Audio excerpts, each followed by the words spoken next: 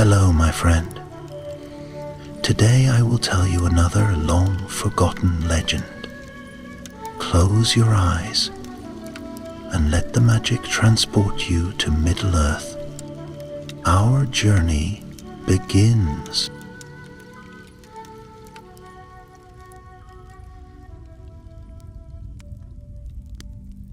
In the gentle twilight that settled over the Shire, just after the Great War of the Ring had ended, peace reigned once more among the rolling hills and tidy gardens of Hobbiton. Yet, even in these quiet times, shadows can linger. Among the hobbit holes and hedgerows, a subtle change stirred. The once joyous laughter of hobbits at their tables had grown quieter, and the delightful music drifting from party windows grew softer. A hush had fallen, one that spoke of unease. Our story begins with a modest hobbit by the name of Bandy Chub. Bandy was neither a took nor a brandybuck, but a miller's son from Bywater, known for his steady hand and keen eyes. He carried no desire for heroics in his heart. He preferred the peaceful rhythm of the mill, the friendly nod of neighbors, and the taste of fresh cornmeal bread. Still, since the return of Frodo Baggins and his companions from the Red Book tales, Bandy sometimes felt a strange stirring, a tender hope that even a humble hobbit might yet do something of worth. One evening, as lantern lights peeked through round windows, Bandy noticed unfamiliar figures patrolling nearby lanes. At first he thought they were travelers, but something in their posture felt wrong. These folk were grim, and their whispered orders carried an edge of unease. The next day, old Wainwright spoke in whispers. They came from Shocky, so he sent his men to keep folk in line. Something's changed in Hobbiton, mark my words. Bandy's heart clenched. Sharky, a name the Shire still spoke with suspicion, was but another face of Saruman's lingering malice. Though the great wizard had been driven from his tower and his power broken, tales spread that his influence had not entirely faded. These watchers, these grim strangers, gated the Green Dragon and stood guard at the market tree. They carried ropes and maps, as if waiting for orders. Bandy wanted to shrug it away, but he could not. The Shire was murmuring with unease. Already timid neighbors spoke of shortages, a strange request to store away harvest, to keep doors locked at night, to send all children indoors when the gates click shut at sundown. For all their peaceful ways, hobbits now lived under a tightening grip. Yet into this unease wanderers returned. Frodo, Sam, Merry, and Pippin arrived with steady grace, their courage still shining quietly in their eyes. They moved among their kin, offering reassurance and gentle counsel. Bandy saw them and his heart swelled. Though he was no took or brandybuck, still he felt a spark of courage kindle. It was during one of these gatherings by the party tree that Bandy heard a whispered rumor. A small group of hobbits, loyal to the old ways, were meeting secretly in a hollow beneath the roots. They spoke of resistance, of maps, of hidden arms, and of plans to push Sharky's men back. Bandy's breath caught. He knew he could not stand aside, but what could a simple miller's son do? That night, Bandy wandered beneath the silver moon. He visited the silent mill, the gentle stones still echoing the day's grind. He rested a hand on the worn wooden beam, and in that moment, he made his choice. He would learn all he could. If there were threats to the Shire's future, he would find them and bring them to light. Even if his name would never be sung at a grand gathering, he would do what he could, quietly. And so, our tale begins. In the glow of hearthlight and beneath the hush of worried whispers, Bandy Chub steps forward, not with banner or song, but with quiet determination. The road ahead would wind through shadows, and perhaps even fear. Yet inside every hobbit, when hope flickers, courage may yet flame. In the days to come, He would find unexpected allies in the tookish rebel hearts of Northfarthing, and hear of plans darker than mere guard patrols. He would face secret maps and hidden doors, and discover that even the simplest hobbit might shape the fate of his home. But all that lay beyond this first step, as Bandy set his soft feet on a path no hobbit had trodden before. Thus ends the first chapter of our bedtime tale, as the moon stands watch above the gentle hills of the Shire. Soon we shall follow Bandy further, into secret council, hidden threats, and the quiet stirring of courage beneath green leaves. The sky above the Shire had taken on that pale golden hue of early autumn, when the air smells of ripe apples and chimney smoke. Bandy Chub walked with his collar turned up, hands stuffed deep into his pockets, watching as a pair of Sharkey's men inspected the post office near Bywater Road. They wore dark leather jerkins and spoke in low, clipped tones, and they carried long cudgels at their sides. Though they weren't big folk, just tall, wiry men with hard eyes, they stood out like thorns among roses. Bandy had seen them tearing down notices for the harvest fair and posting strange new rules in their place. No gatherings after sundown, no singing in public, and worst of all, no traveling between villages without a writ. Hobbits grumbled about it, of course, but they grumbled softly. No one wanted to be the one dragged off in the night, as old Gaffer Broadbelt had been last week. He'd raised his voice at the market just once, and now his hole stood empty, windows boarded. It was clear now that Sharkey's rule was not simply a nuisance, it was a threat. Something darker was growing under the surface, and no one knew quite what. Bandy tried to keep his head down at the mill, where the grinding stones turned slowly and the flour dust clung to his curls. But even there, the change was felt. Orders came from above to send half the grain north, toward a depot that no one seemed to have seen. Stockpiling, they said, for the good of the Shire. Yet the larders of Hobbiton were growing thin, and Bandy's stomach told him that someone else was eating well. One evening, while fetching a sack of barley from the shed behind the Green Dragon Inn, which was now shuttered and padlocked, Bandy caught sight of a flickering lantern behind the hedge. Curious, he crept closer and peered through the leaves. There, huddled around a tree stump, were 6 hobbits he recognized: Polly Rushlight, Ned Hornblower, Daisy Proudfoot, and 3 others from out Bywater way. They were passing a worn map between them, whispering urgently, their lantern carefully shaded. For a moment Bandy hesitated. Then, with a breath, he pushed through the hedge and cleared his throat. "You could be quieter," he said. The hobbits jumped like startled cats. Ned nearly dropped the map. "Bandy Chub," hissed Holly, "what in stars are you doing sneaking about?" "I might ask you the same," Bandy replied, stepping into the circle of light. "You're lucky it was me, and not one of Sharkey's lads." There was a long pause, and then Daisy squinted at him.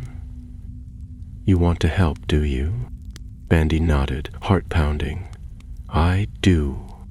The resistance, if one could call it that, was not grand. It was made up of tailors, pipeweed growers, thatchers, and kitchen maids, but among them burned a quiet fury. They called themselves the Hill Watchers, and their plan, though simple, was bold: to gather enough folk to take back Hobbiton in one strike. But there was a complication. Word had reached them that Sharkey's men were preparing something drastic. A plan was being put in motion to flood the lower fields, the rich croplands east of the water, by breaking the levees upriver. If it happened, the Shire would starve come winter. "We need proof," said Holly grimly. "Rumor's not enough. We need someone to go and see it with their own eyes." "I'll go," Bandy said before he could think better of it. 3 days later, dressed in the rough tunic of a field worker and carrying nothing but a small satchel and a slingshot hidden in his boot, Bandy set off toward the north moors. The journey took him through quiet hamlets and past wary hobbits who nodded at him quickly but said little. He followed the winding lanes toward an old stone bridge known as Troll Marsh Span, which now had 2 men stationed on it, though they paid little attention to a young hobbit who looked like he belonged in the fields. From there, Bandy left the road and took to the woods. The North Farthing was colder, with tall pines and thick bramble underfoot. Somewhere in these hills was the depot, where Sharkey's men had stockpiled grain, tools, and perhaps the blueprints for their cruel scheme. He slept under a thorn bush that night, the stars above twinkling coldly through the branches, and dreamed of water rushing over fields and gardens. By the second evening, he found what he sought. From the crest of a ridge, Bandy spied a strange encampment nestled in a hollow. Fences of crude timber surrounded long, low sheds with iron locks. Smoke curled from 3 stone chimneys. Men moved about with lanterns, and once he saw a wheelbarrow laden with scrolls disappear into a shed marked with a red star. He circled closer, crawling on his belly through wet grass, until he reached the side of one shed. There, beneath a crack in the wall, he heard voices. Instructions come from Sharkey himself. Break the levees on the 10th, then torch the pumps. They'll be too busy dealing with the flood to fight back. Bandy's blood turned to ice. They meant to strike soon, and they didn't care what damage it caused. Carefully he slipped back into the trees, heart hammering. He had to return. He had to warn the hill watchers. He'd found what they needed, but now he had to survive the journey home. As the wind rose and branches clawed at the sky, Bandy began to run. The forest was dark, and not only because of the gathering clouds. Tall firs leaned over the narrow deer tracks like silent sentinels, and the wind whispered secrets through their boughs. Bandy Chub ran beneath them, ducking branches, his feet kicking up pine needles and broken twigs. His breath came fast and hard, misting in the chill air. Behind him, back in the hollow where the sheds lay hidden, he had heard a sharp whistle. 3 quick blasts. Someone had seen him. He did not dare look back. The trees closed around him, each shadow a possible pursuer, each rustle a threat. But he pressed on, weaving through the undergrowth, following the landmarks he had marked on his way in. A twisted rowan tree, a hollow log, a brook that sang faintly to itself as it wound its way south. He had to reach the edge of the forest before moonrise. If he could get that far, the paths would open up, and he could find the old cart road that led to Teafield, where Holly Rushlight had promised to meet any returning scouts. But night in the North Farthing was long, and the land unfamiliar. Twice he stumbled and fell, once nearly tumbling headfirst into a thicket of bramble.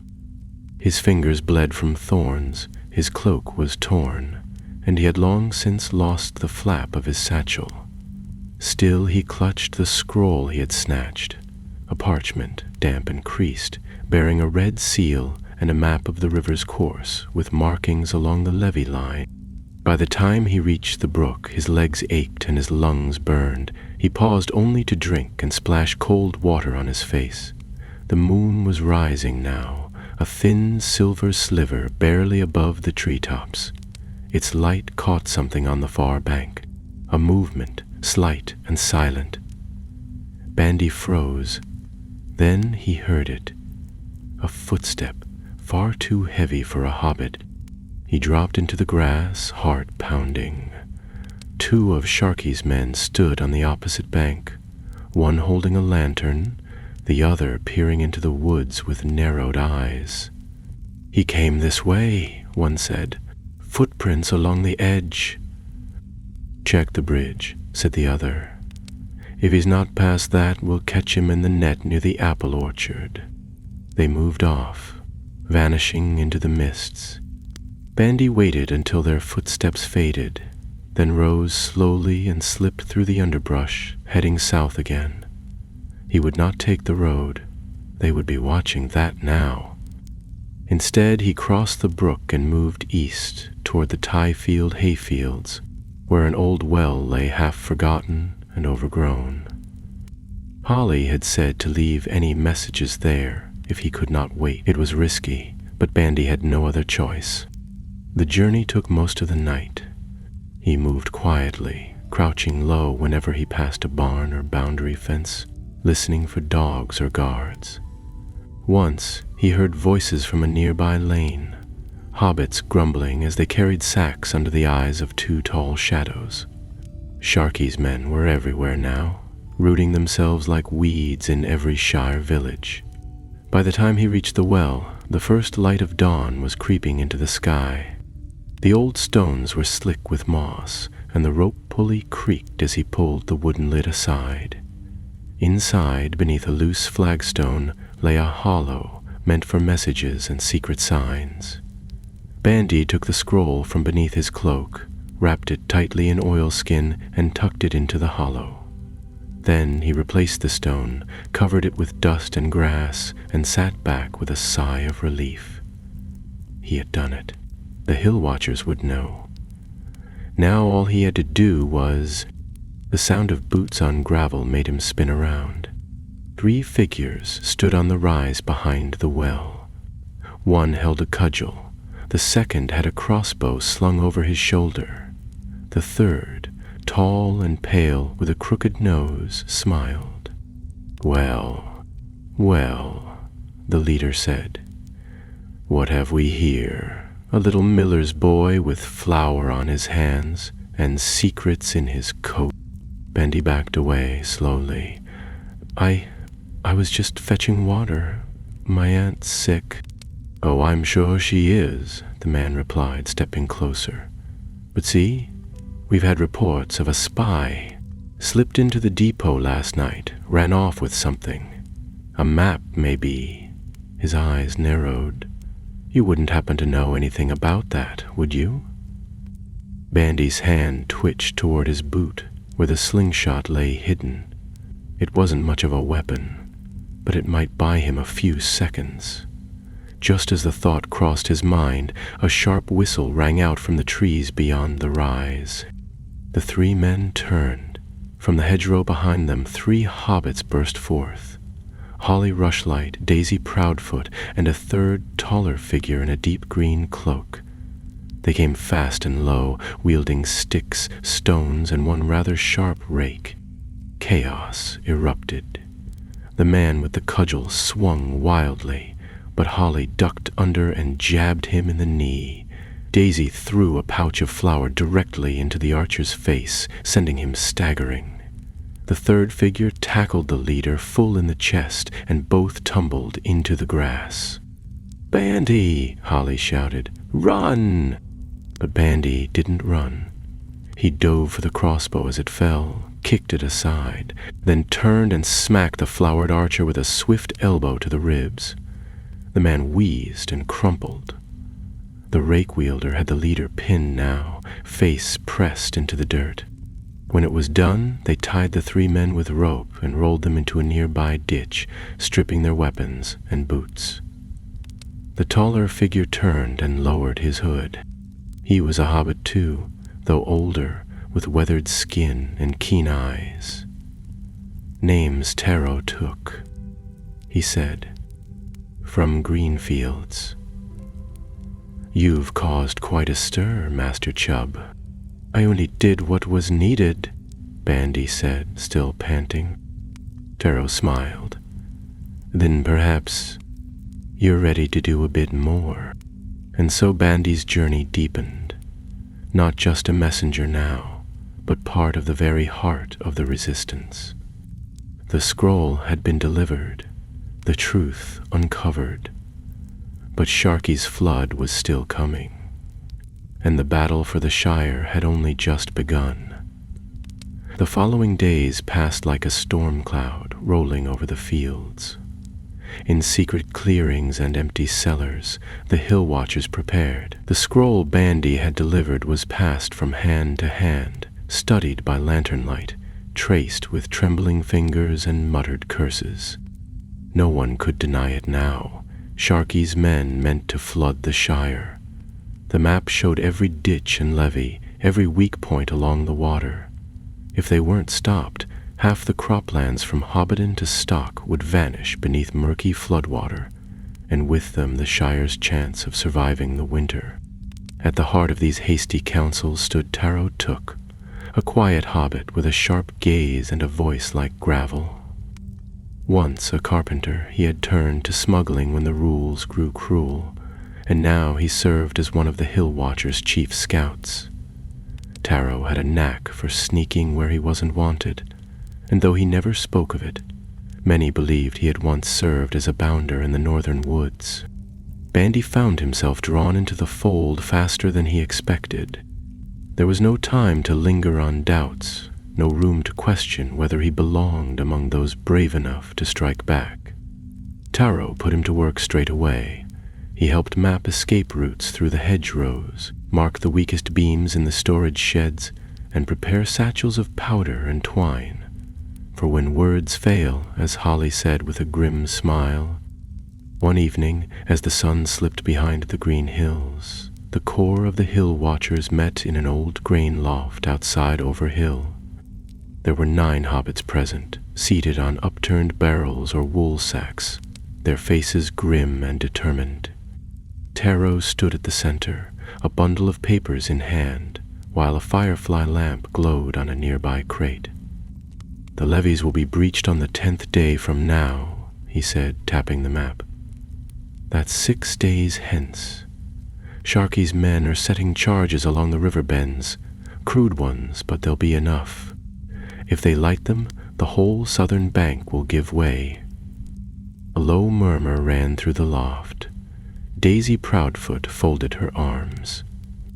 "So we stop them. Simple."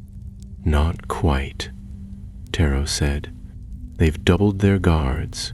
No one can get near the riverbanks after dusk, and they've built a watchtower near the South Farthing Bridge, posted 6 men there, and they've got dogs."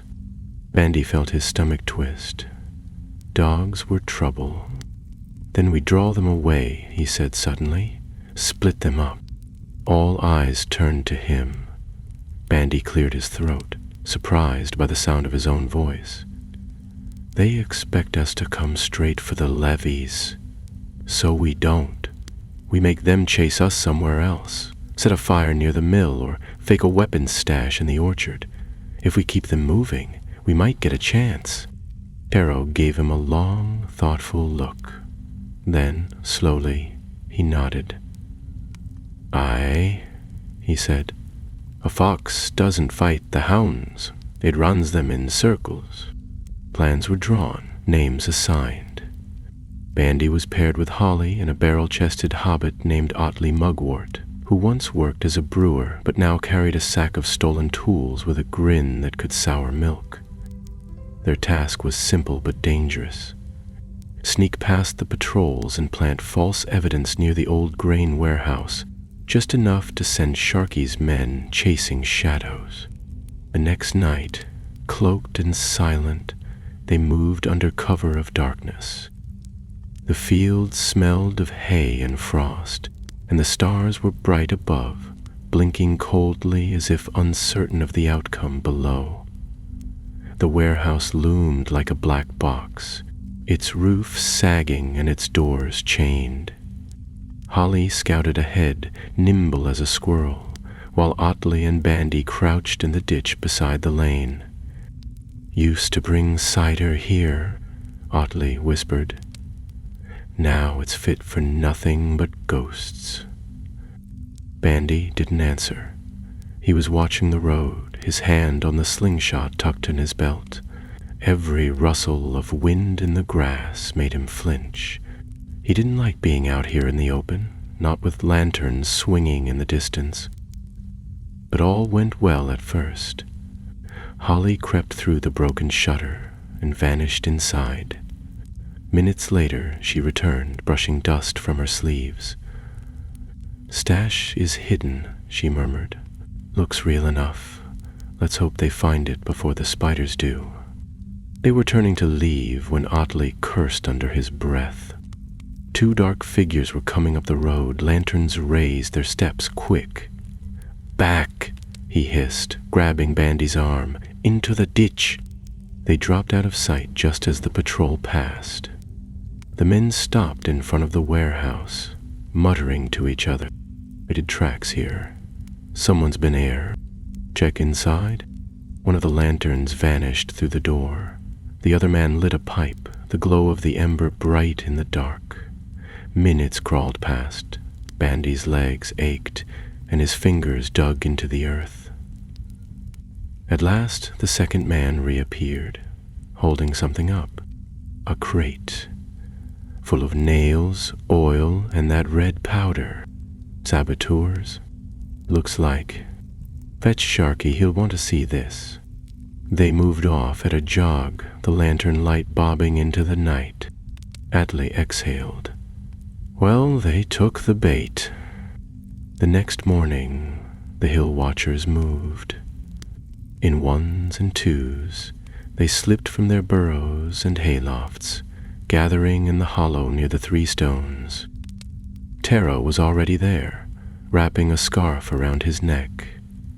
He looked every bit the rebel leader now, calm, alert, and ready. "We strike tonight," he said, voice low but firm. "When they're chasing ghosts, we'll move on the levees. We disable the charges, block the floodgates, and post guards. After that, we hold our ground. The time for hiding is done." They nodded.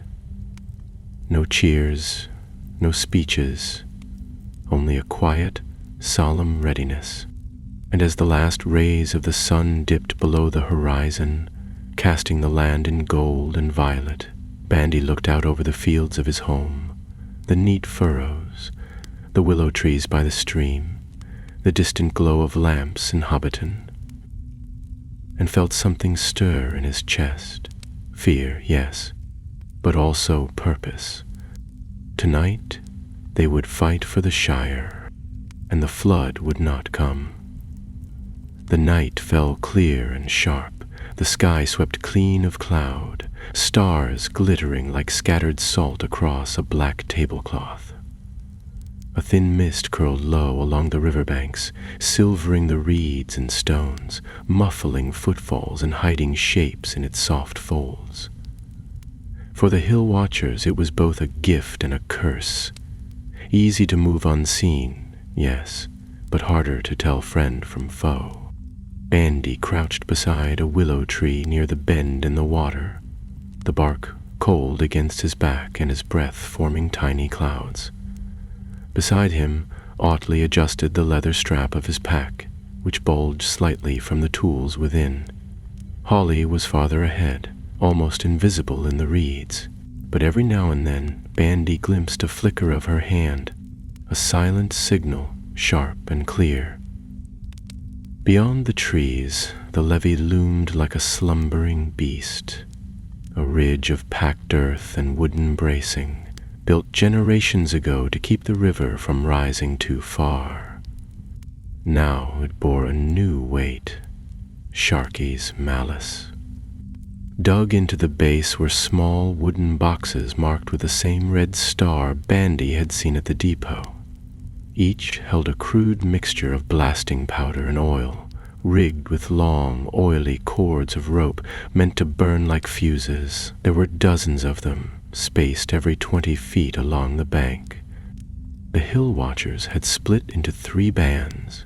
One was circling the west end of the levee, led by Taro himself, aiming to dismantle the outermost charges. Another was hiding near the bridge, ready to raise a false alarm to distract the watchtower. Bandy's group had the trickiest task, removing the charges at the central point, where the current ran deepest and the levee's collapse would do the most damage. He waited for the signal, heart beating steadily, eyes scanning the trees. Then it came, A single hoot, like a night owl calling from the high branches. Holly's sign. Otley moved first, belly to the ground, creeping forward with a small iron hook in hand. Bandy followed, crawling beside him, careful not to disturb the dew-soaked grass. The first charge lay ahead, nestled between two stones, its fuse looped around a stake. Bandy held his breath as Otley worked, fingers swift despite the cold. He tugged the fuse gently free, poured a thin trickle of water from his flask onto the exposed powder, then slipped the box into a cloth sack. They moved to the next, and then the next, working like beetles in the dark. Every minute felt like 10.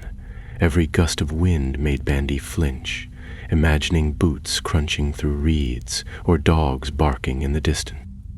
It was near the 7th charge that it went wrong. A sudden crash rang out from across the river, something heavy falling, wood splintering. A shout followed, then two, then the harsh blare of a horn. Lights flared near the bridge, torches rising like fireflies, and Bandy heard the unmistakable ring of iron on stone. "They've spotted the second team," Otley muttered. "Fool lads, move too fast." "Keep working," Holly hissed from the reeds. "We'll finish our part. Let Taro worry about the rest." But already the levee was stirring. A group of Sharkey's men, 6 or 7 by the sound of it, came stomping down the slope from the far path, lanterns swinging wildly, voices raised in alarm. Bandy and Otley scrambled behind a thick bramble, just as the boots thudded past. "Check the fuses," someone barked. "If they've been tampered with, reset them," and broke off, trudging toward the spot where Bandy had removed the last charge.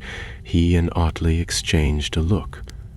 If those charges were replaced, everything they had done would be for nothing. Otley drew a small, round object from his pocket, one of Holly's smoke bombs, made from dried mushrooms and sulfur wrapped in oilskin. With a flick, he lit the fuse and tossed it high into the air. It landed with a soft plop near the edge of the water. A moment later, a hissing cloud burst from the ground, thick and foul-smelling. "Over there!" someone shouted. "Fire!" The guards scattered, yelling and coughing. In the chaos, Bandy surged forward, tackling the nearest man just as he turned.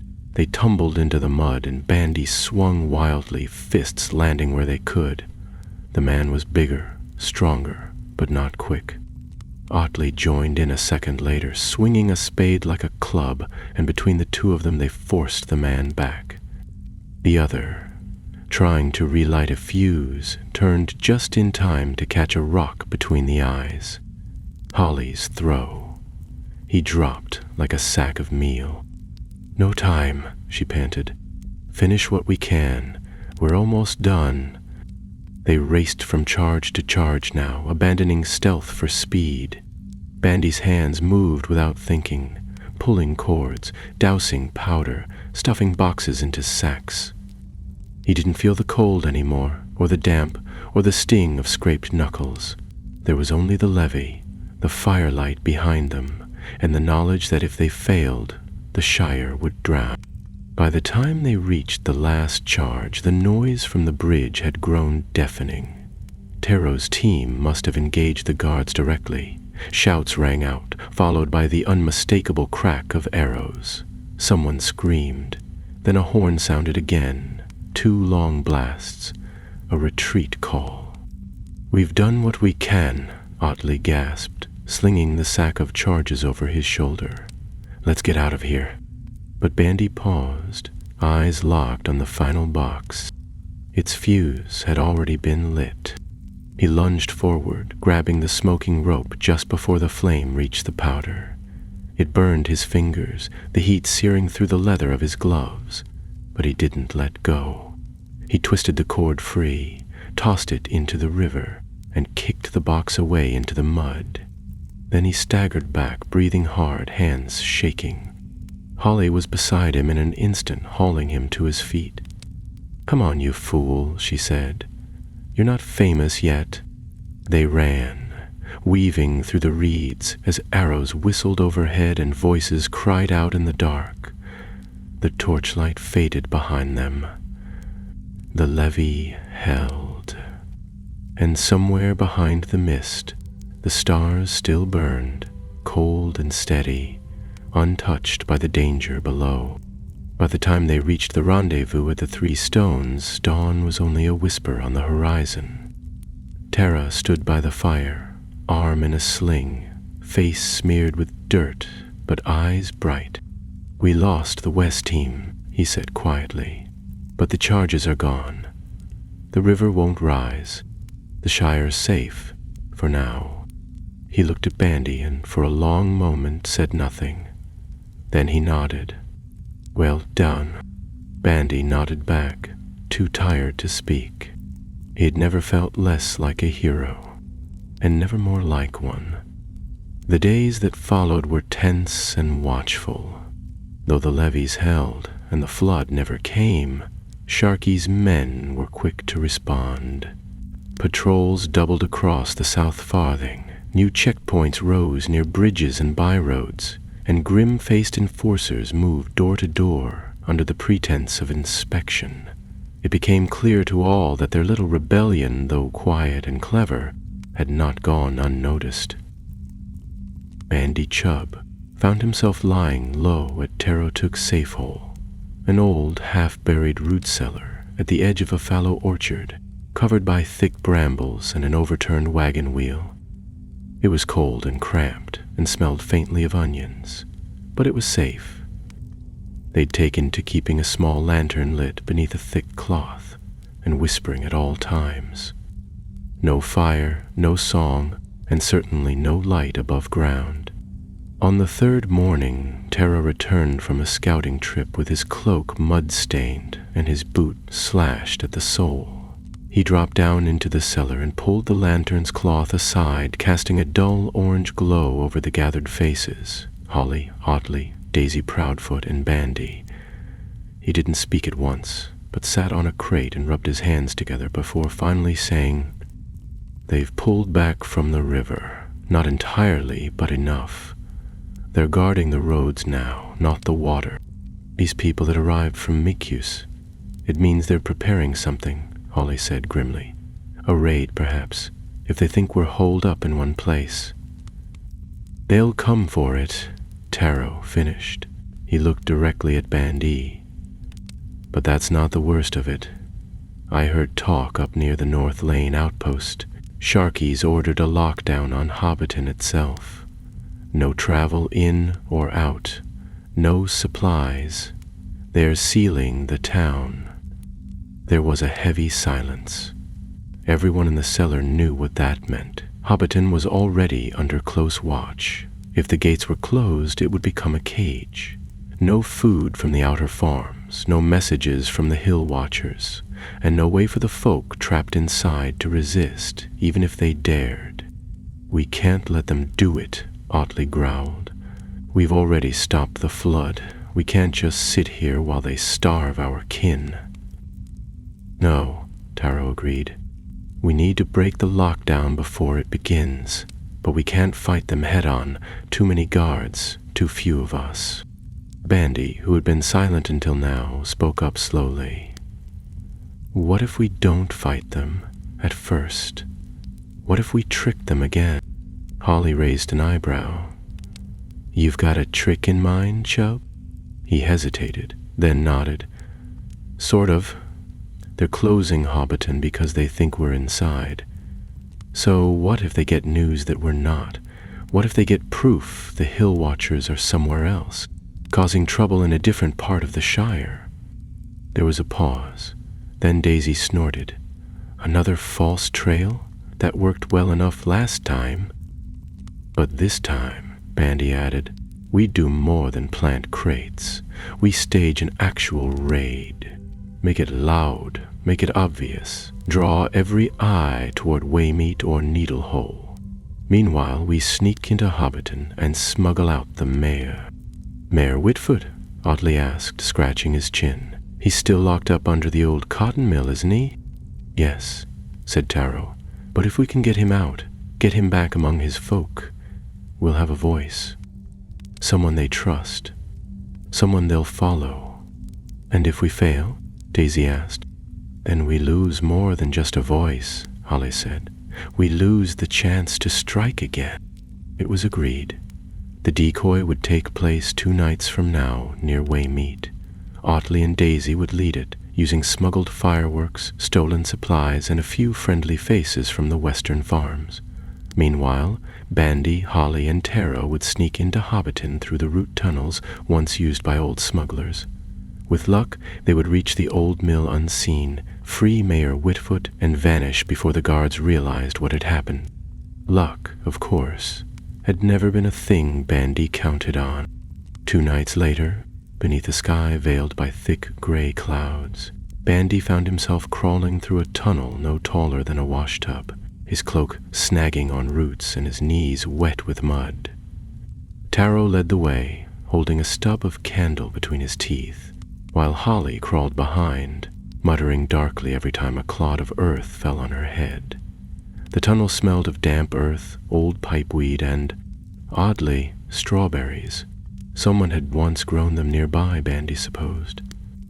At last, the tunnel widened and angled upward. Taro whispered over his shoulder, "This comes up behind the old Bywater Brewery. From there, we go through the alley to the mill. No lights, no talking." They emerged behind a pile of empty casks, the brewery long since shut and boarded. The lane was quiet, though 2 guards stood on the far end, their lanterns swinging. The 3 hobbits moved like shadows, hugging walls, slipping between barrels and broken fences, avoiding every stray beam of light. The mill loomed ahead, a hulk of stone and timber with the windows blacked and the door chained.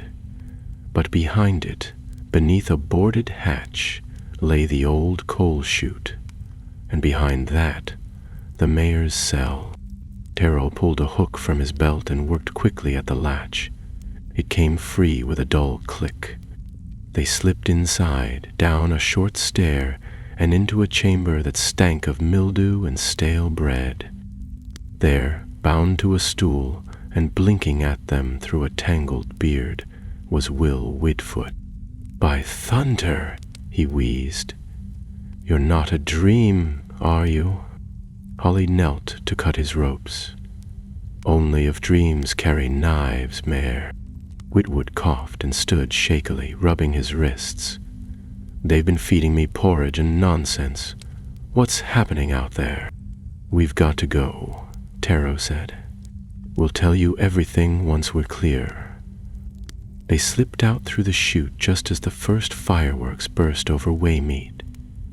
Crimson streaks that painted the clouds and echoed like thunder. As guards rushed from Hobbiton toward the noise, the 3 hobbits and the mayor vanished into the hedgerows, running beneath the burning sky. Behind them, the Shire stirred, and the true battle was just beginning. Dawn came slow and pale, like a candle guttering behind fogged glass. The sky above Hobbiton softened into gray and gold, revealing the gentle curves of hill and garden and the tall chimneys of the cotton mill standing silent in the early mist. In the hedgerows to the east, beneath a hawthorn thick with dew, 4 hobbits crouched in the cold, waiting. Mayor Whitfoot sat wrapped in a tattered cloak borrowed from Taro, his beard still tangled and his face gaunt, though there was a light in his eyes now that hadn't been there the night before. He shifted his weight on the damp earth and looked at Bandy with a faint smile. "You've grown bold, lad. I remember when you were knee-high to a goose, hiding behind the flour sacks in your father's mill." Bandy flushed but nodded. "Times change, sir." "They do," Whitfoot said, "and not always for the better. But it seems some hobbits still know right from wrong." Holly crouched nearby, peering through a narrow gap in the hedge. There's movement near the south lane. They're starting to search. We need to move. Taro was already pulling a waxed map from his pouch, unrolling it with care. He tapped a spot near the edge of the water, where a narrow trail ran through a thicket of blackthorn trees.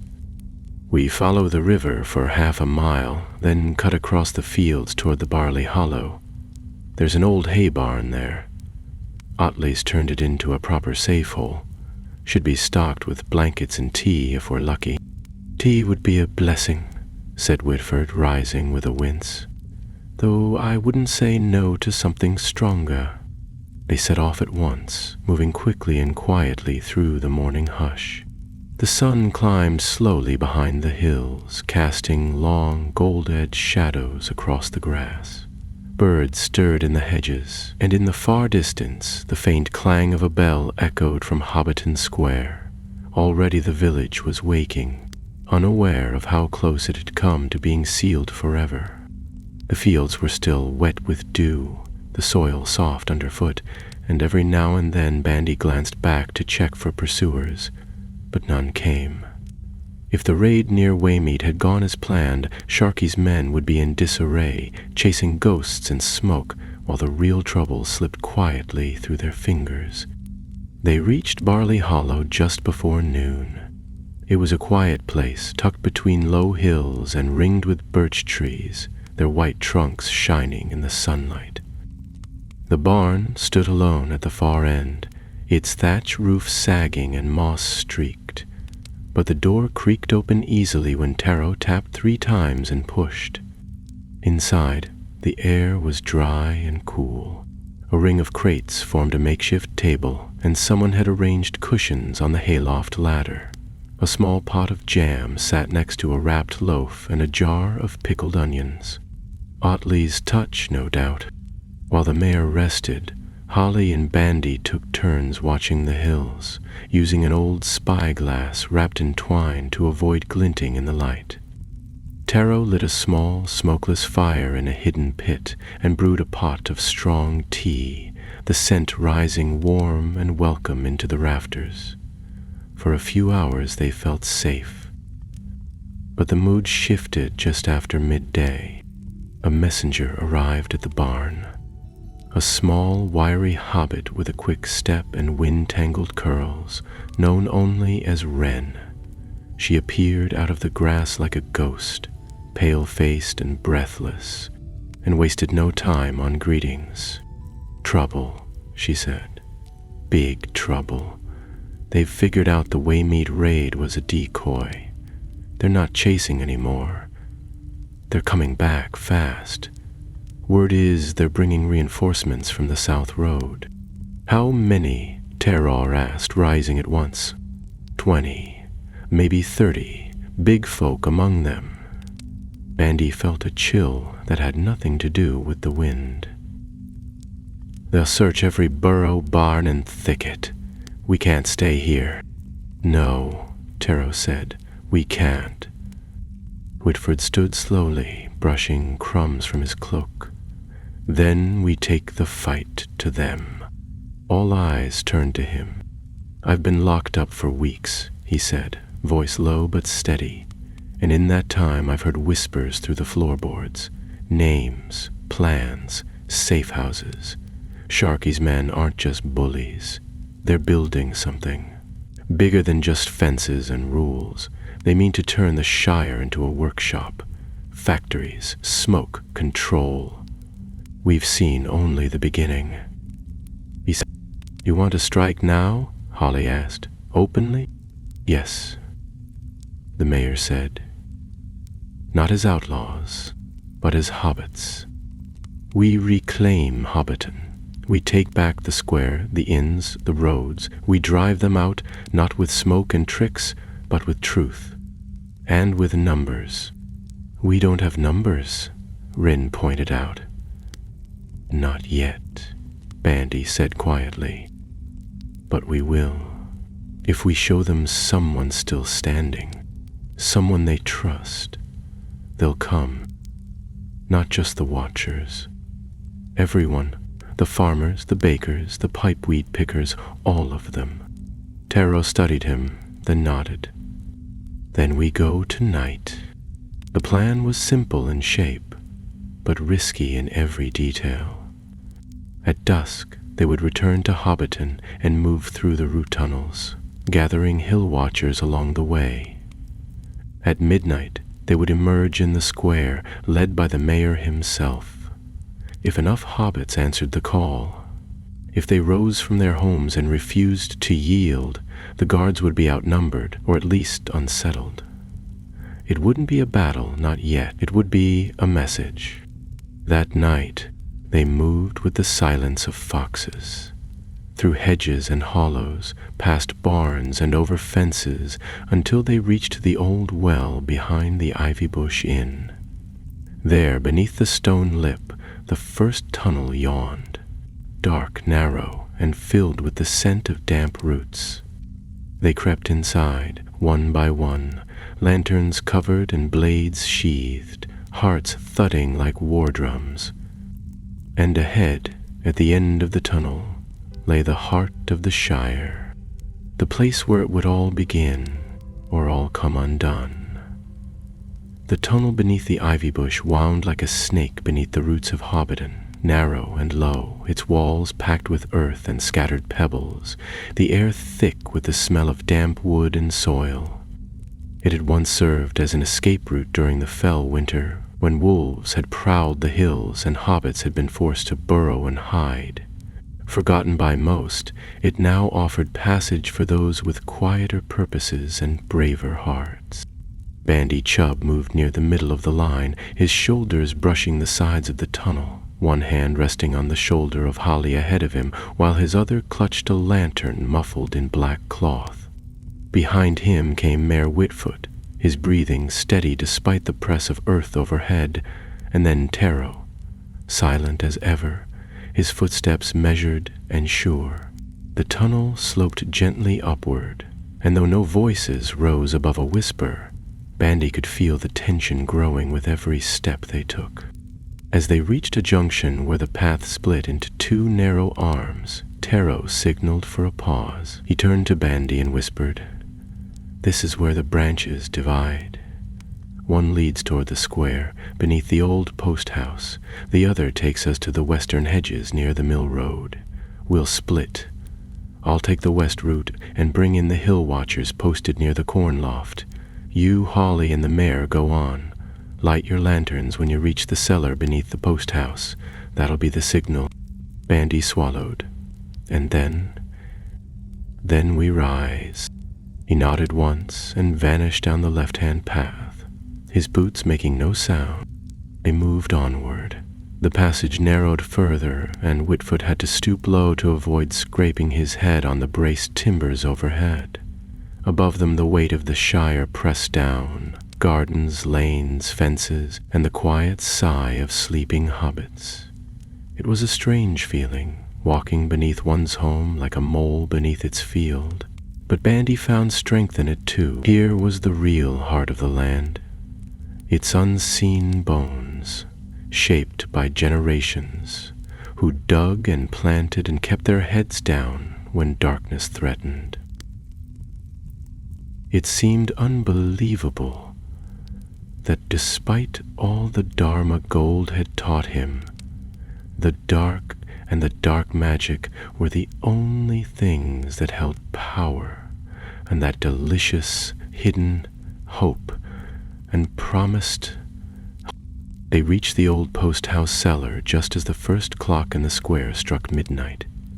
The tunnel opened into a low stone room, once used for sorting letters and drying bundles of lavender. Now it lay silent, save for the faint creak of wind through a crack in the far wall. Holly lifted the cloth from her lantern, casting a golden glow into the dark, and Bandy stepped forward to check the hatch leading upward. "It's bolted," he said, "but not barred." Whitfoot joined him. "We go together. Let them see my face. Let them know we haven't vanished." They opened the hatch and climbed into the post-house's back room, long since emptied of furniture and repurposed by Sharkey's men as a storage shed for confiscated goods. Shelves stood empty. the walls scarred by damp, but the door into the square remained intact. Holly checked it and gave a nod. Then the bell struck 12. Slow, deep, echoing across the square, each chime rolling over the rooftops like thunder.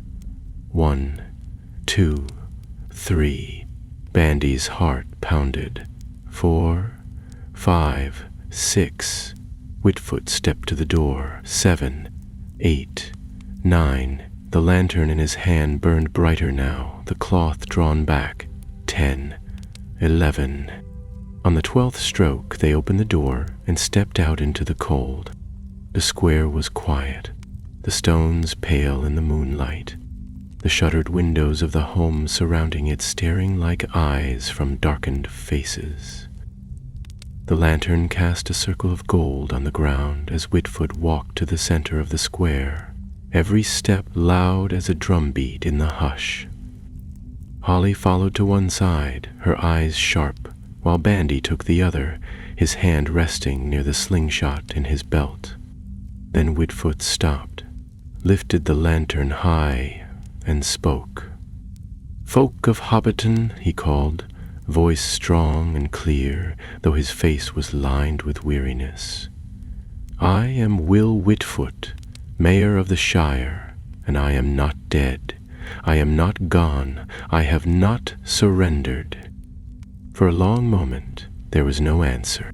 Then a curtain twitch on Bagshot Row, another in the window of the Green Dragon Inn, and slowly doors began to creak open.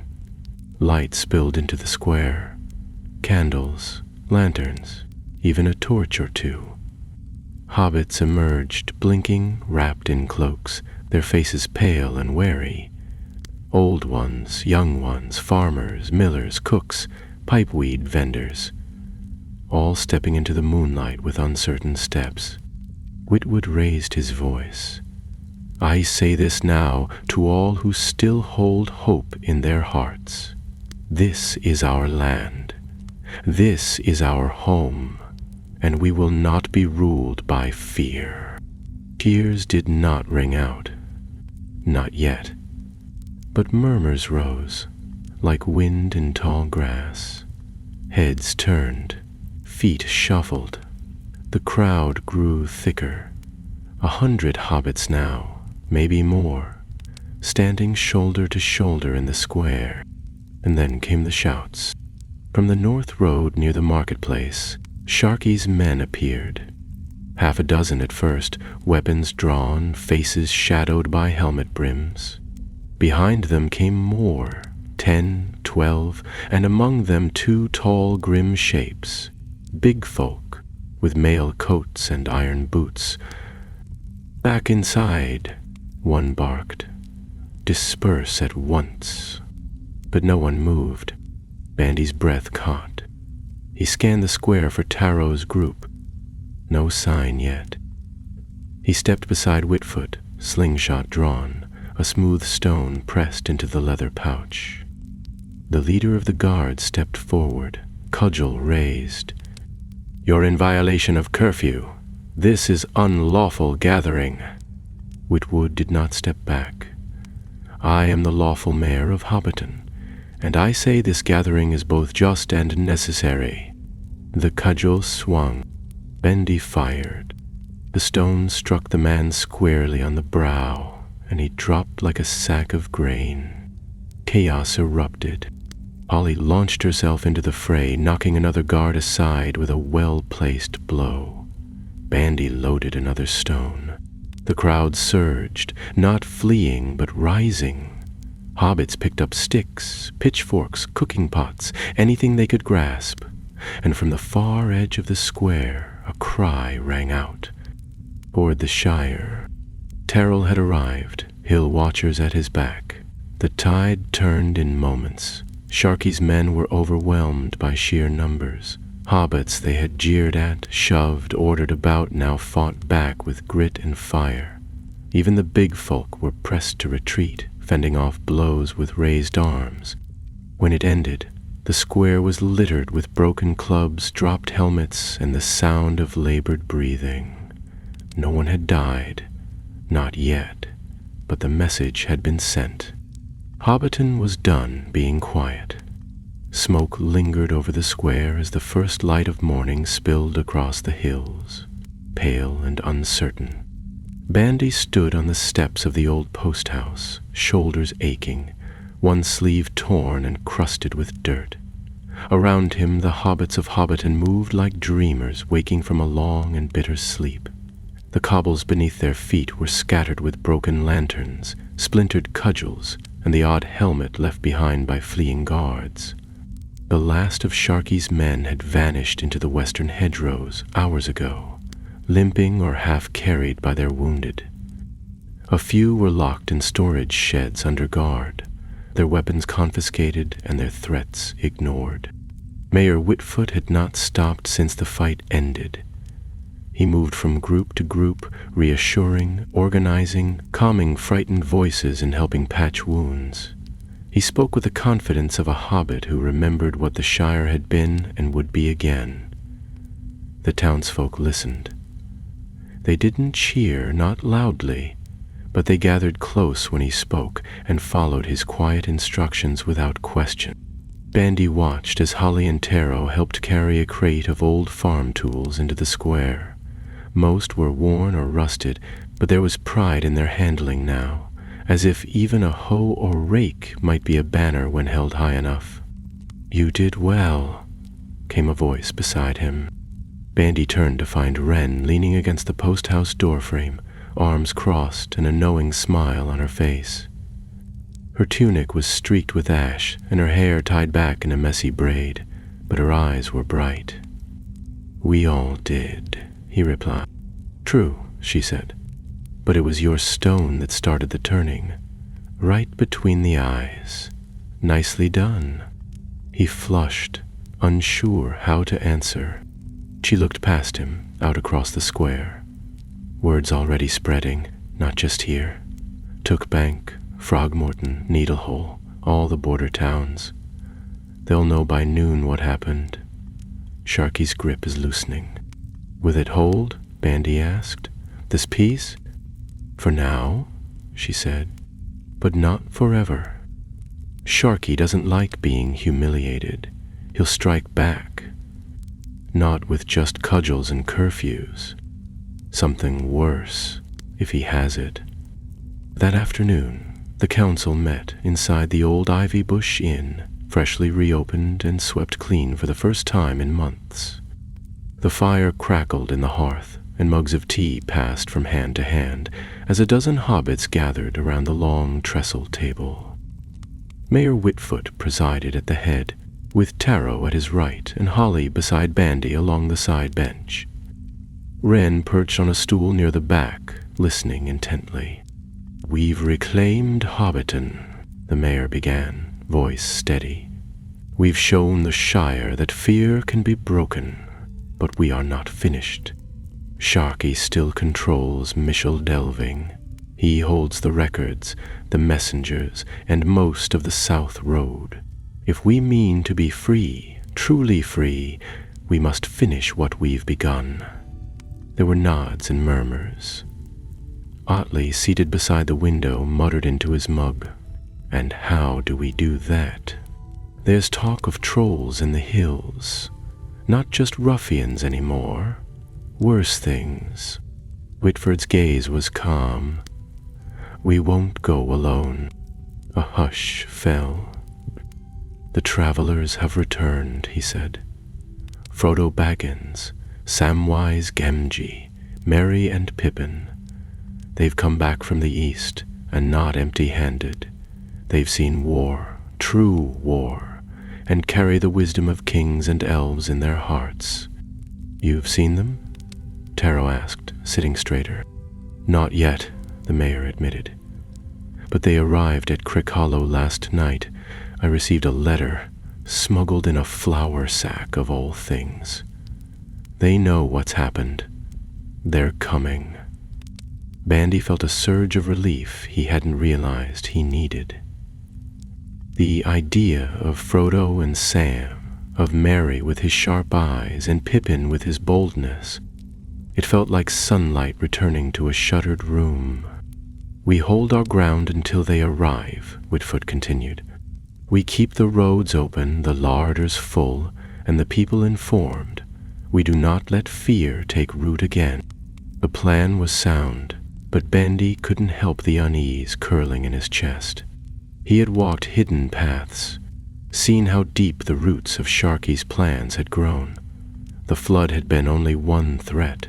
There might be others still waiting, darker and more desperate.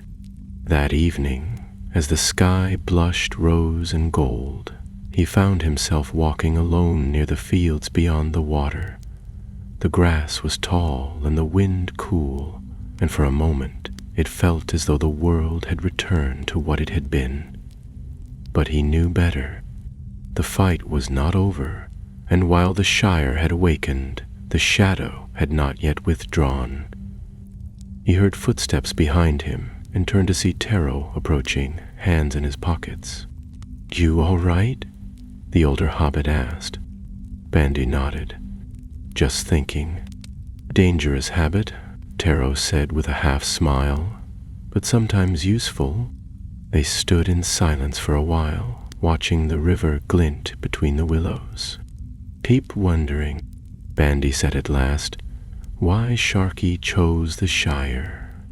It's small, peaceful. Why try to break it?" Taro's gaze was far away. "Because it's proof that something simple can endure, that there's a way to live without domination or fear, that hope doesn't need banners or blades to matter. And some folk, they hate that more than anything." And he looked at him, and for the first time saw how deep the lines ran around Taro's eyes. "Do you think we'll win?" "I think," said Taro slowly, "that we already have. The question now is whether we can keep it." The wind shifted. Bells rang faintly in the distance, carried by runners from Tookland. Whitfoot's letter had reached further than anyone guessed, and in the hills beyond Bywater, 4 hobbits walked the road home, cloaks travel-worn, and eyes bright with the memory of fire and stars. The true storm had not yet broken, but the Shire stood ready. The sun rose the next day over a Shire changed in ways that were not visible to the eye but felt in the marrow. Word had spread like a wind-blown fire across the 4 farthings. From Whitfurls to Tookbank, whispers carried swiftly. Hobbiton had risen, the mayor had returned, and the hill watchers had stood their ground against Sharky's men. In the village lanes and woodland farms, hobbits began to speak aloud what they had only dared to mutter behind closed doors. Something had cracked in the silence, and from it came not just rebellion, but hope. Bandy Chubb awoke that morning in the millhouse, the very one his father had tended before Sharky's grip had soured the grain and poisoned the air. The doors were open now, the flour sacks lined neat once more, and a fire crackled in the old stove. Holly had taken charge of the kitchen, turning out great steaming trays of oatcakes and barley scones, while Taro sharpened tools out back, his expression as focused as ever. Otley passed through with armfuls of bandages and biscuits, and Mayor Whitfoot, though wearied by the days behind him, moved steadily through the village with a notebook and quill, gathering lists of names and needs like a steward preparing for a long siege. There was no laughter yet, not the kind that used to ring out at the Green Dragon after a second pint, but there was a quiet determination, a kindling beneath the surface. They were not finished, they were not safe, but they were no longer alone. That same morning, while smoke from the cooking hearth still curled over the rooftops and the sky glimmered silver with mist, Bandy was summoned to the edge of Bywater Lane. Wren met him there, wind-chapped and breathless from running. "They've come," she said simply. He followed her to the hedgerow where the road bent round the western hill. There, on the lane rising toward the east farthing, stood 4 figures, travel-worn, cloaked, but unmistakable. Even from a distance, Bandy recognized them. Meriadoc Brandybuck stood tall and proud, clad in a hauberk of silver mail and a green cloak clasped with a white stone. At his side was Peregrine Took, his face leaner now, older, but no less merry for the years. His hand resting easily on the hilt of a short sword. Behind them came Frodo Baggins, his gaze calm and distant, bearing a wisdom that felt older than the Shire itself, and Samwise Gamgee, whose eyes, the same steady brown as they had been before the journey, held more strength than most stone walls. Bandy stepped forward, unsure whether to bow or salute, but Frodo smiled gently and clasped his shoulder with a warm hand. "You're Bandy Chubb," he said, as if he had always known. "We've heard about you." "You have?" Bandy managed, his throat dry. "You've done what we hoped someone would do," said Sam. "You kept the Shire from drowning." Pippin gave him a wink. "And cracked a ruffian's head with a stone, I hear. Not bad for a miller's lad." They moved quickly into Hobbiton, followed by murmurs and stares as folk caught sight of them, but no one dared question them, not with the way they walked. Steady, unafraid, as if they'd already faced worse than Sharky's shadows and come back stronger for it. In the town square, the council gathered once more, now joined by the travelers. Whitford yielded the center to Frodo, who stood upon the low stone platform once used for harvest announcements. The world stood, wandered. "What has been done here," Frodo began, "is the beginning. You've struck the first blow not with swords, but with truth, and that is always the harder path. But more must be done." He gestured to Merry and Pippin, who laid out a rough map upon the table. "Michel Delving is still held, the chief is still in power, and Sharky, once Saruman the Wide, has turned the southern hills into his last stronghold." There was a gasp from several in the crowd. "I knew he lingered," Whitford muttered. "But in the South Farthing?" Sam nodded. "He's made camp at the foot of the Green Hills, near the old quarry. Has his own men with him now, not just those he sent to bully us. Orkwined, or something like it, twisted things that walk by night and burn what they touch." "We can't match that," said Daisy Proudfoot, clutching a shawl tight. "We've pitchforks, yes, and maybe a few bows, but we're farmers, gardeners." "Oh, were we," said Merry, "before the Black Gate, before Rohan and Gondor, we stood against worse. You can, too." "It won't be pitchforks alone," Frodo added. "We'll take the lead, but this must be a stand not just of sword or shield, but of the Shire itself."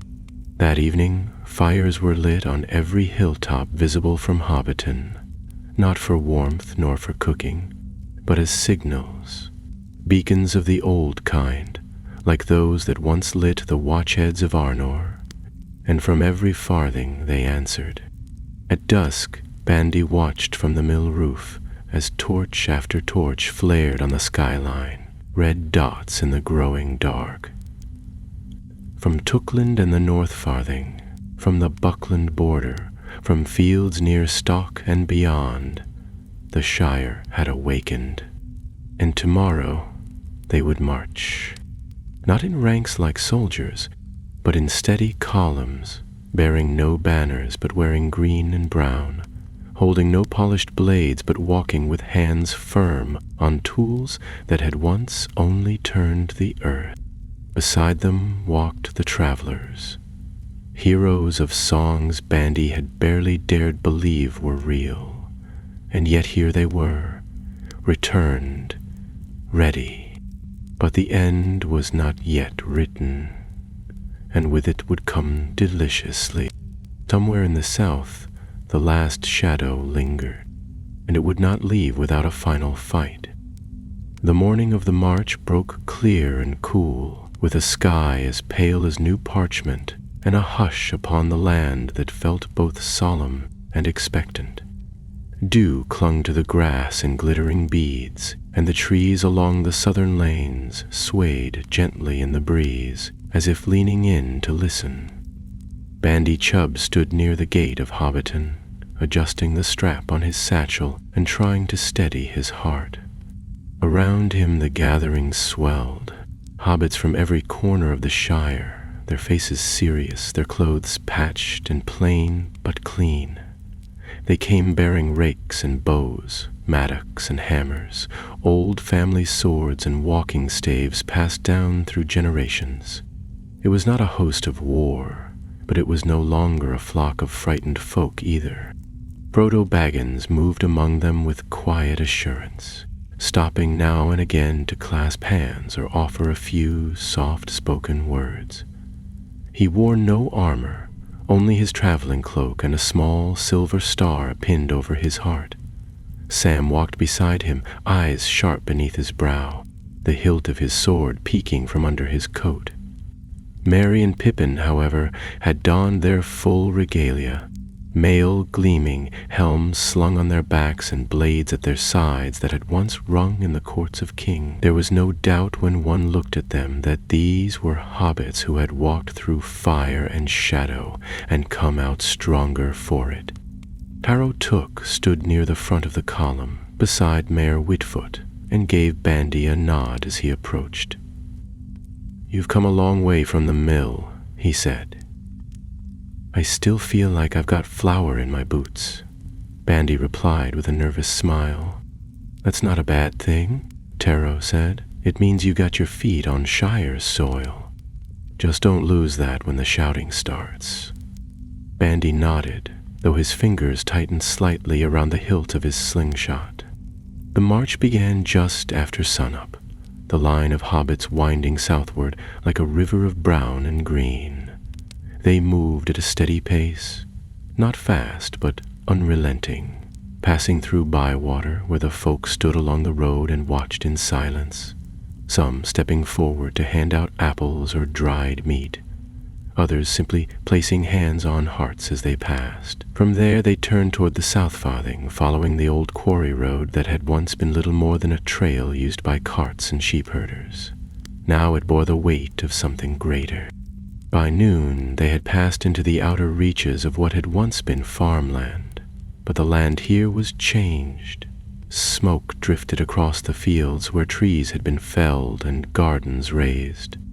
Tall, ugly chimneys rose from among the stumps, belching fumes that made the air acrid. Black-stained streams trickled where clear brooks had once run, and fences of iron spikes marked the boundaries of Sharky's claimed territory.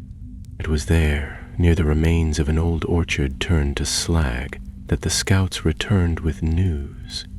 A barricade had been raised across the path ahead, a crude wall of sharpened stakes and overturned carts, manned by a mixed band of ruffians and strange, twisted figures clad in dark leather.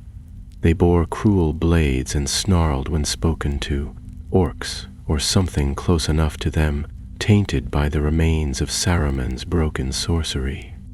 Merry stepped forward without hesitation. "I'll go first," he said. "With Pippin and the others. Let them see we're not afraid."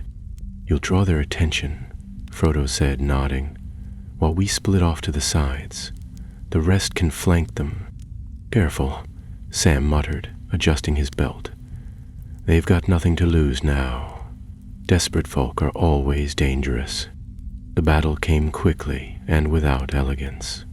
Merry and Pippin approached the barricade openly, hailing the guards with a call to surrender and leave the Shire. Their answer came in a hail of stones and arrows.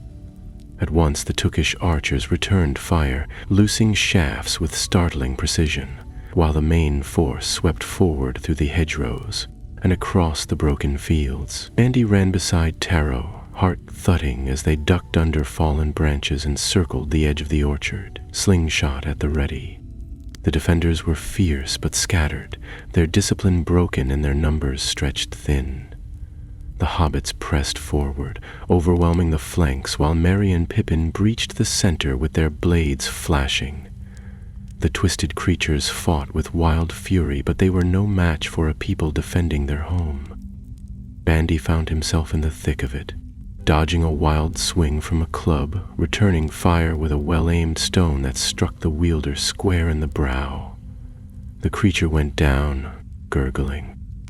He barely had time to breathe before another charged him, but Taro was there, swinging his mattock in a wide arc that sent the beast sprawling.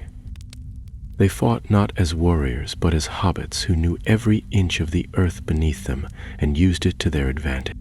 By the time the last of Sharky's line broke and fled, the sun had dipped toward the hills, painting the smoke-streaked sky in hues of crimson and gold.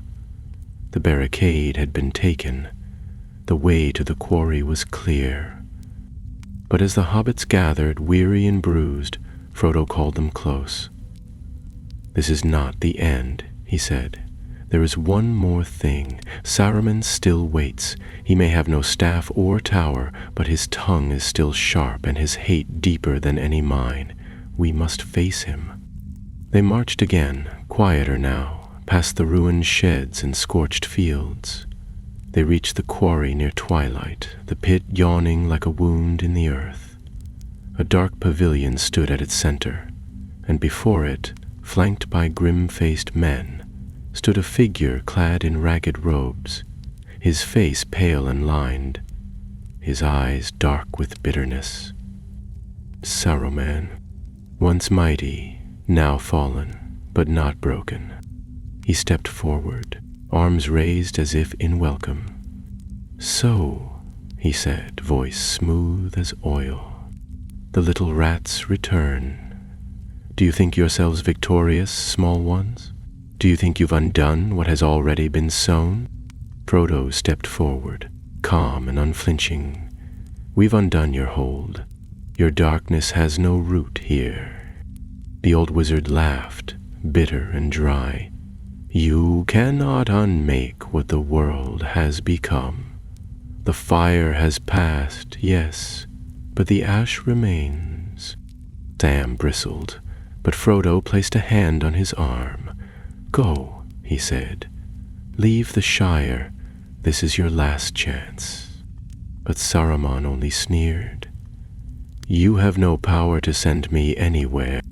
And that, as it turned out, was true, until Grima Wormtongue, lurking behind the wizard, turned with a cry and drove a dagger into Saruman's back. There was a gasp, a rush of wind, and then the wizard crumpled like old cloth, his breath fleeing on the evening breeze, like smoke before a storm. The hobbits stood silent, the fire of revenge lost in the ashes of a life once great and utterly wasted. When the sun finally vanished and the stars emerged overhead, Bandy sat on a log beside Taro, his cloak torn and his hands still trembling. It was over. Not just the skirmish, not just the march, but the long, slow poisoning of the Shire. Tomorrow they would return, but tonight they simply watched the stars. The morning after the final confrontation dawned soft and silent, as though the very land itself were drawing breath again for the first time in months. The smoke from the fires that had scarred the southern fields no longer rose in foul plumes, but hung low and faint in the air, like mist remembering its place. The burnt-out shed stood abandoned, the iron spikes and black fences twisted and broken. The last of Sharky's men had either fled, surrendered, or simply vanished, leaving behind nothing but the wreckage of their cruelty and the long task of repair. Bandy Chub stood at the edge of the quarry and watched the wind scatter the remnants of Saruman's broken banner. What had once been a scrap of black cloth marked with the white hand, now torn and barely clinging to a shattered post. His fingers were still bruised, his knees scraped, and the ache in his shoulders had not faded, but a deeper heaviness had lifted. Something cold and pressing, like a stone that had sat in his chest for far too long, was finally gone. Taro Took joined him, stepping carefully over the churned earth. His face, as always, was unreadable at first glance, but there was a tired peace in his posture that hadn't been there before. "He's gone," Taro said, his voice low and even. "The last shadow." Bandy nodded, not trusting himself to speak.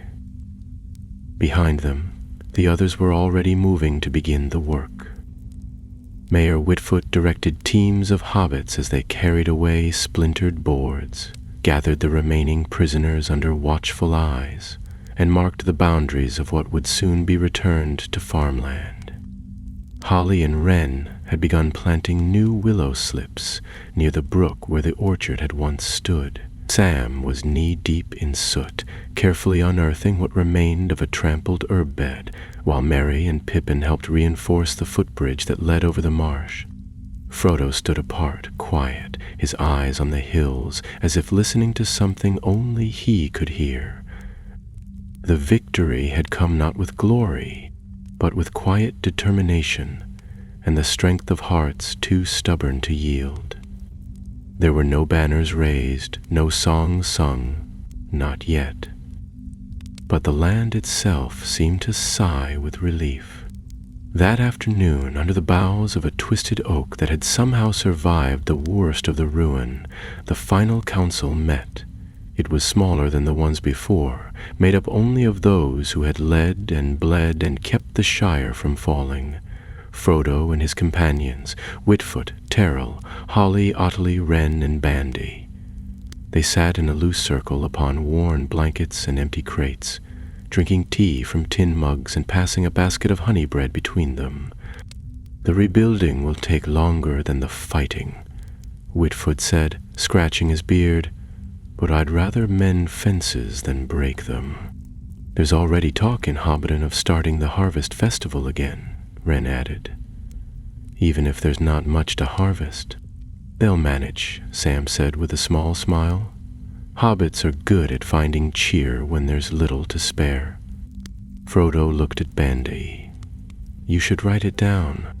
Bandy blinked. "What?" "All of it," Frodo said, his voice soft. "What happened, what you did, not just the big things, but the small moments too. The truths that matter. Someday, someone will need to remember how the Shire was saved." "I thought that was your task," Bandy said. Frodo's smile was gentle. "I've written my part, but this story isn't mine. It belongs to you." Bandy hesitated. He'd never thought of himself as a writer, only a miller's son who'd once dared to ask questions and ended up in the middle of something far bigger than himself. But now, with the sky open above him and the land resting easy at last, he thought perhaps he could try. That evening, they returned to Hobbiton. The journey was quieter than the march south. The road bore signs of repair. Tools left by the wayside, carts waiting to be loaded with stone and timber, fences mended by small hands. At every bend, hobbits stepped forward to greet them, not with a loud cheering of a crowd, but with solemn nods, clasped hands, and quiet thanks. The children looked up at Merry and Pippin with wide eyes, and even the oldest among them seemed humbled by the sight of Frodo walking peacefully at their side. At the Green Dragon Inn, reopened and freshly scrubbed, a feast had been laid, simple fare mostly, but plentiful. Roasted apples, thick stews, honey cakes, and fresh-baked loaves that vanished almost as quickly as they were set down. Music rose at last, cautious at first, then louder, and laughter followed like water from a broken dam. For the first time in what felt like an age, Hobbiton sang. Later that night, Bandy slipped away from the firelight and climbed the hill behind his old mill. The stars were bright above him, and the fields stretched out in waves of silver and shadow. He sat with his notebook, just a battered little thing with a cracked spine and half the pages smudged, and began to write. Not with flourish or fancy words, but plainly, truthfully. He He wrote of the levees and the flood that never came, of a crate of stolen charges and a fight in the mud. He wrote of the hill watchers, of Holly's sharp eyes, of Taro's quiet strength. He wrote of Saramon's fall and Wormtongue's final knife. And he wrote of a Shire that had learned to stand. When he finished, the sky had begun to pale, and the first birds had begun to stir in the hedgerows. He closed the book and looked out across the fields. The Shire was his again, not just the land, but the meaning of it. It would never be the same as it was, but perhaps it could be something better. And though his name might never be carved in stone nor sung in great halls, Bandy Chub, the miller's son, would always know. He had saved Hobbiton, the true hero of the Shire.